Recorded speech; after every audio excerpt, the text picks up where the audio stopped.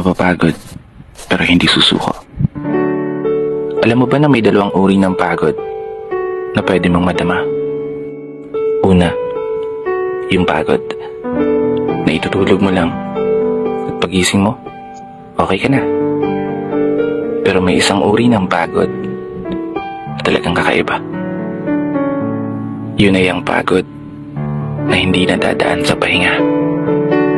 Isang pagod na magpapahiwatig kung gaano kabigat ang mga problema mong daladala.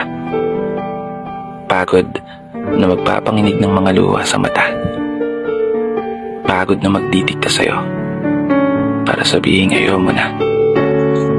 Mapapatanong ka na lang talaga, saan nga bang direksyon ng aking mga paa? Mga paang tila pagod na sa kakahakbang. Mga paang ngimay na sa kada tapak sa baitang ng hagdan.